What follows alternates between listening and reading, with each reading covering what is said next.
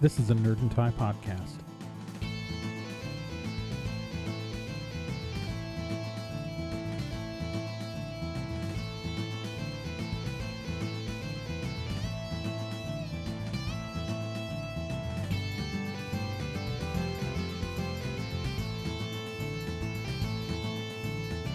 Welcome to Bullshit-Free Witchcraft, your monthly podcast guide to the modern witchcraft movement. I'm your host, Trey Dorn, and we made it to September. It's September 2019 when I'm recording this and when this episode's going to come out. I mean, it might be some other time for you because, frankly, a lot of people listen to this show way later than when it comes out, and that's because that's how linear time and podcasts work. So happy whatever current month it is for you. I hope it's a good one. For me, at least, we just celebrated Mabon, and Samhain's coming up. And for those of you who celebrate Mabon, I hope you had a happy and good Mabon. For those of you who celebrate Samhain, I hope you have a interesting, at least, Samhain, a good Samhain. And for those of you who don't, I hope these are good random days on the calendar. I mean, obviously, Samhain coincides with Halloween, and most of my listeners are in the United States, so something's going on. But, yeah. The reason why I bring up holidays is an attempt to awkwardly transition into this episode's topic. And that is, I'm a Wiccan, and so for me, my practice is religious, and Wicca is a neo-pagan religion besides being a form of witchcraft. And because Wicca is one of the largest forms of witchcraft, and is definitely, at least in the United States, the most written about form of witchcraft, a lot of things about Wicca get conflated into witchcraft in general, and one of them is that a lot of people have said that Wicca is a form of witchcraft, and then they'll also say that witchcraft is a form of neo-paganism or paganism. Now, that's not exactly right, remotely. That these are two different umbrella terms, the modern witchcraft movement and paganism, but people like to line them up hierarchically. I'm going to leave that outtake in this episode, and it's going to be okay. I can say words, I promise. And 20 years ago, when I was just a wee baby witch, that's the term the kids are using these days. God, I'm old. Anyways, when I was a young witch, I would have probably given you that definition. I would have probably lined those up in steps for you myself. And arguably, back then, maybe it was mostly true. Maybe that was a statement that lined up with where the culture was at the time. But that's not where we are now. I'd say within the last 10 years, there's been a generational shift. And while neo-paganism is still tightly wound into the modern witchcraft movement, there's been a divergence enough that with people who fall into that outside, as I make a useless hand gesture here in the studio, that people who fall into the periphery, there's now enough of them where I think there's a cultural influence. And maybe it's just the way that I define what the neo-pagan movement is. And maybe people will disagree with me on that, but I see them as it's distinct things, distinct reasons why people do stuff.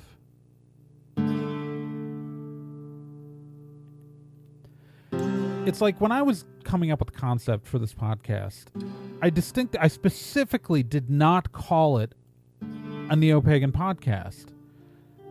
Like, it wasn't a conscious decision, it was an unconscious decision to call it a modern witchcraft podcast, even though I fall under the umbrella of neo-paganism myself.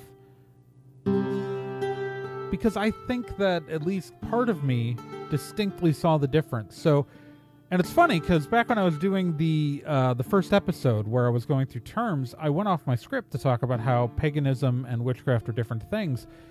And it was off the top of my head because I hadn't even thought about it until I got to that moment. So let's think about things and get to that moment again.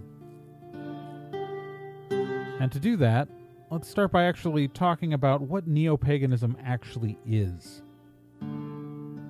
Because it's hard to discuss something if you don't understand it. And while I'm sure that many of my listeners, I'm sure that many of you know, I'm betting there's dollars to donuts. There are people who don't, who have tuned into this. So let's talk about paganism, or neo-paganism, I should say. So neo-paganism just means new paganism, and that's why you'll hear me refer to it as both paganism or neo-paganism, just depending on what I feel like at any given time. But obviously, what I'm referring to in this episode is the neo-pagan movement, the new pagan movement, and not obviously actual old historical pagan religions. Let's be really clear. Most neo-pagan religions are reconstructions. So, if I say paganism, I'm referring to the neo-pagan movement within this episode. I'm not talking about something else. I'm just being lazy and not saying the prefix neo in front of things. The neo-pagan movement really got its start in the 18th and 19th century with the Romantics and a lot of revival of Western folklore. But what we really call the movement now, that got its big start in the 20th century. And it's heavily tied into the New Age movement. Just wrapped up tight in there.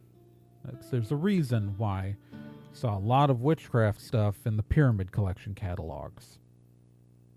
If you don't know what that means, catalogs are a thing that sometimes comes in the mail and you throw out immediately. And I've covered the history of Wicca, which is one of the biggest neo-pagan religions, at least in the United States, in a past episode. And if you want to go into the full history of that, I covered that. I think it's a pretty good episode. You can go back. I don't remember the exact number off the top of my head, but it's on the site. And if you want to go into a full detailed description of a lot of the history, there's this great book, I've recommended it before, Drawing Down the Moon by Margaret Adler. And she was a Wiccan who wrote a detailed history of the modern neo-pagan movement, which is also the history of the modern witchcraft movement, because for a long time these were the same thing. Let's not kid ourselves. And she comes at things obviously from her own point of view, but it's probably the best history you'll find in a single book. I mean, I argue that everyone should read everything skeptically, but I still stand by that book. But the Wicca, as it came up through the 60s and 70s, and a lot of other pagan religions, like you have the Asatru, I'm probably saying that wrong. I always say that wrong. Heathenism, Neo-Druidism, all of these came up, became much bigger in the 60s and 70s alongside the countercultural movements. It's frankly why you see a lot of these religions are still focused on environmentalism. They're inspired by nature. And if you, whatever stereotype you have in your head of what witches were like in the 60s and 70s, that's pretty much, yeah, that's not wrong. I've met these people. But all of these continued out of these decades. And Wicca and witchcraft, as more and more books were published, and as things started to reach outside of New Age circles and started to move out of, the quote-unquote hippies, new generations found this. And where the older groups focused a lot on collective group experiences, the witchcraft we saw and the paganism we saw go into the 90s was much more individualistic. It was much more focused on solitary worship, about personal experiences. And I think that's where we start seeing the seeds of this dividing line, is because even though solitary Wiccans are still pagans, they're still neo-pagans. We move away from kind of these authoritarian group experiences that we saw in organized neo-paganism of the 60s. To call it organized seems ludicrous, but if all of your witchcraft is based in covens and circles that are group experiences, you're going to have a different witchcraft experience than a solitary practitioner. It's just, yeah. And I think this is where we see the seeds of the split. Because as much as group activity is great and finding support and community is amazing, there are bad actors in the pagan movement. There are abusive people who used neo-paganism and witchcraft to empower themselves, to take advantage of people, to abuse people, be it physically, be it emotionally. And a lot of this comes up through the larger pagan groups. Because just like every other group and every other religion in the world, there are going to be vulnerable people looking there. And whenever there are vulnerable people, there will always be predators looking to prey on those vulnerable people.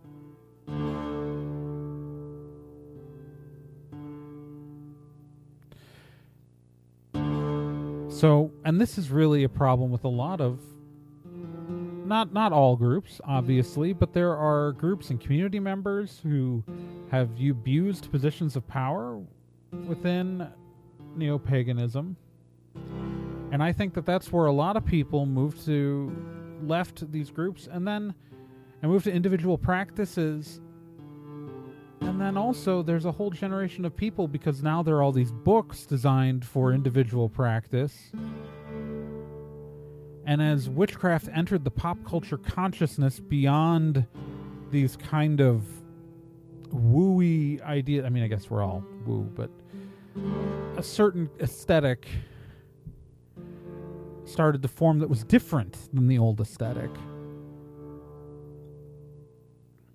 And that's where I think we really start to see the splinter into the difference between paganism and the witchcraft movement. Because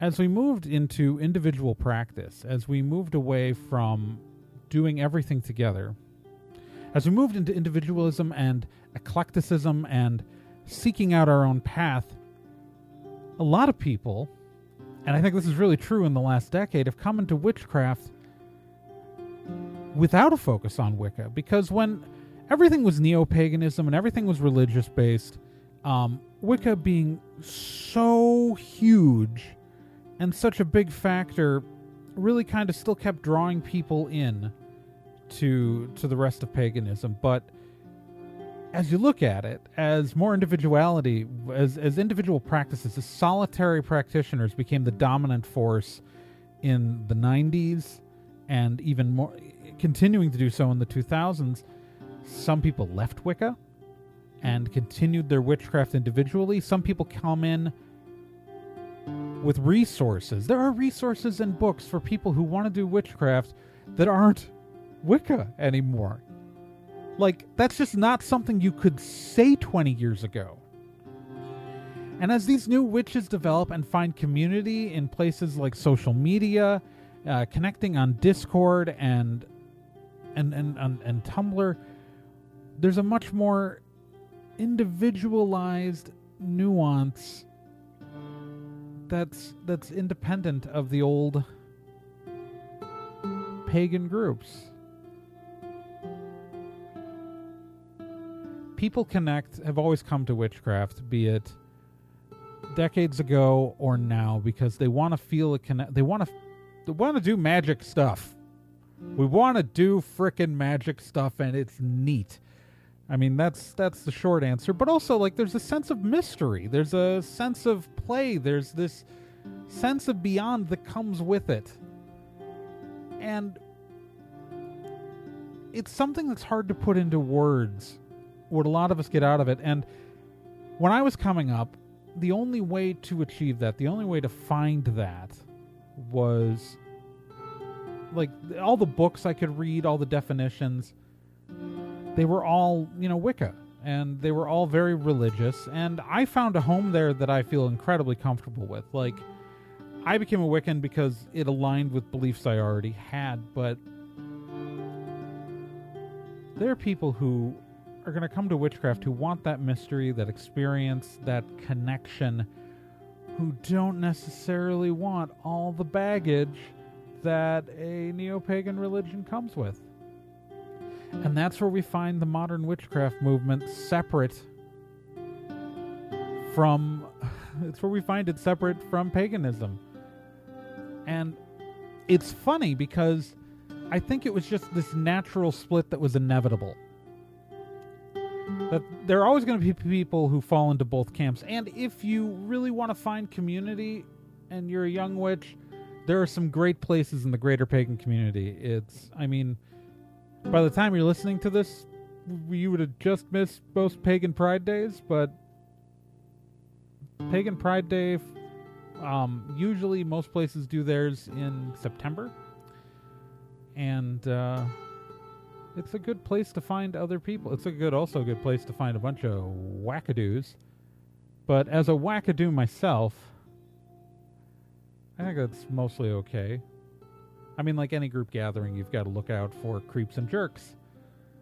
And depending on your local pagan community, how accepted and those people are in the community and how allowed in the community they are really depends on where you are and who's running the events. So I don't have a good solution there. I've kind of wandered off track here, haven't I? Just about 3 miles to the south of the trailhead, just completely in the woods. Let's reel this back in, why don't we? Like a high school essay, we'll break it down in a conclusion here in simple terms and hope that the body paragraphs of our essay made some sort of sense in relation to it. So, what it comes down to is that neo-paganism it's religious. It's a religious experience. It's that's a religious component. If you practice a form of religious witchcraft, you're probably doing a neo-pagan. I take that back. Christian witches exist. Jewish witches exist. Oofta. But most forms of religious witchcraft are going to fall under neo-paganism because neo-paganism is about that religious, spiritual connection, right? The modern witchcraft movement is about doing cool shit with magic.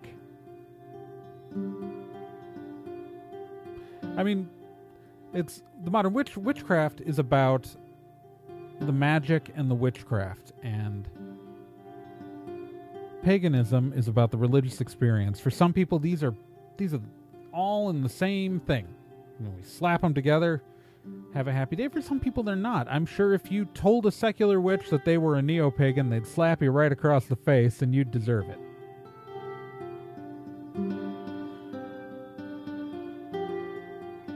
So, I know it's kind of meandering and a bizarre way to explain this, but that's what I've got. And, it's really hard to describe nebulous things. Like, just defining witchcraft often gets super complicated because there's so many things that fall under that umbrella. But I really do feel like the modern witchcraft movement and the modern paganism aren't exactly the same thing anymore. I'd still say that 2/3 to 3/4 of the people in one fall into the other. The Venn diagram still has a pretty large overlap. But it's not as large as it used to be. I think that's a good thing. Probably. I don't know. Makes sense to me.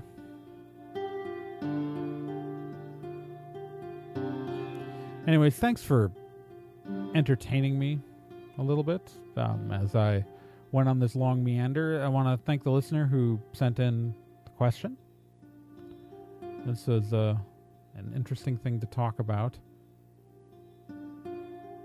I at least had fun. Hopefully it was semi-informational. If you want like a more detailed history, again, on Wicca, go back to an episode I did a little while ago on the history of Wicca. It was it's one of the earlier episodes of the show.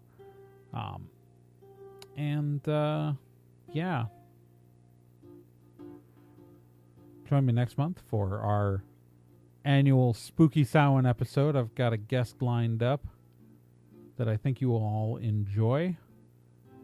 And remember, you can follow the show on social media by following me at TRAEGORN on Twitter. It's facebook.com/BSFreeWitchcraft on Facebook. I'm on Tumblr at TRAEGORN.tumblr.com. Also, you can support the show by supporting my Patreon at patreon.com/TRAEGORN. BS Free Witchcraft is a part of the Nerd and Tie Network. Remember, you can find lots of fun podcasts at nerdandtie.com, including the Nerd and Tie Podcast, which is a monthly podcast of geek and convention issues. The latest episode discusses the bizarre disaster that is the Vic Mignogna lawsuit. And if you don't know about that, oh my God, that's a ride. It's hilarious. In a kind of depressing way. But you should totally check it out. And you can find that at nerdandtie.com, along with all the other podcasts on the network. And I want to thank you guys for joining me yet again. And I hope you have a wonderful month. And remember, next episode's going to be a long one. None of this 20-minute stuff. We're going all out. Crazy Town. Banana Pants.